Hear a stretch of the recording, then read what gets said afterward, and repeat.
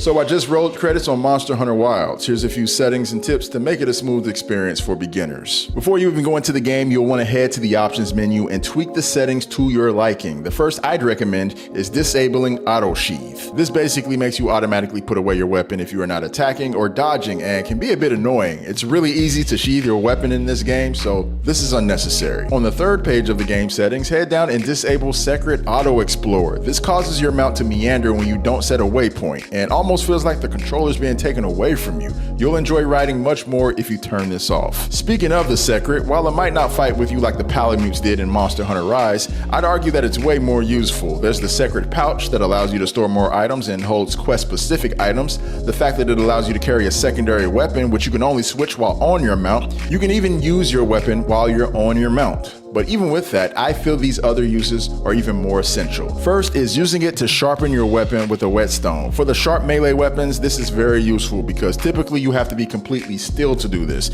and in the middle of a fight, it can make you very vulnerable. I would make it a habit of doing this on your secret as much as possible. Another great use of your mount is to recover from getting knocked down. Monster Hunter vets know how important recovery is. Some will even stay flattened on the ground until it's safe to get up, since there's an invincibility window for most attacks when you're grounded. But sometimes calling them out to pick you up off the ground instead is even safer and can prevent you from getting hit with follow-up attacks. When you hit the ground, just call your mount instead of pressing other buttons to wake your character up, and trust me, this tactic can get you out of a lot of pinches. Just make sure you know what direction your mount's coming from so that it doesn't take you right into another attack. When you get into the game and start taking down monsters, keep in mind that the story mode is all happening in low rank, so there's really no need to waste time optimizing your build. I completed most of the game in Chemistry's armor, which is like the second or third fight. However, there are skills that are quite useful in low rank Monster Hunter Wilds. The top one, in my opinion, being Divine Blessing. This skill gives you a chance to lower the incoming damage you receive from monsters, and while in previous Monster Hunter games this skill would go off a just okay amount,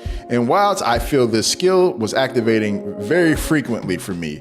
This can be for sure useful for new players who are still getting their bearings with movement and evading monster attacks. I don't know if it was good luck, but there were so many death blows that I survived because Divine Blessing was activated, and while I don't really like recommending too many defensive skills for builds, I actually think Divine Blessing is worthwhile in low rank and can help at least get you through the story pretty quickly. If you don't want to craft weapons or armor with this skill, keep in mind that about halfway through the story you can start crafting talisman, and the blessing charm can get you squared away. Just whatever you do, stay away from defense boost. More on why in another video. While you won't get the monster capturing tutorial until you reach high rank, it's worth knowing that you can still capture monsters in low rank. This can be useful for folks who may be struggling to slay a monster, folks on their last feint, or people looking to speed their way through the game. So I'd recommend equipping shock and pitfall traps as soon as you can. Along with the traps, you'll at least need trank bombs, and the ingredients for those are sleep herbs and parashrooms. These are scattered all over the map and easy to farm. I'd recommend going to your map and filtering these items.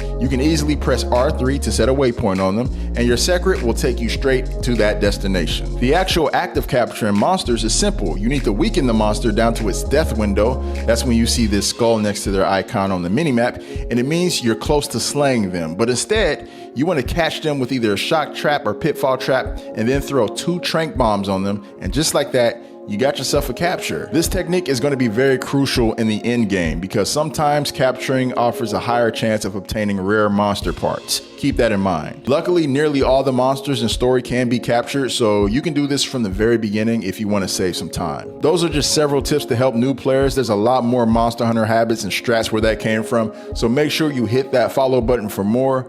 Join this guild if you want to get some hunts in, or add me, and I'll see you guys in the hunting grounds.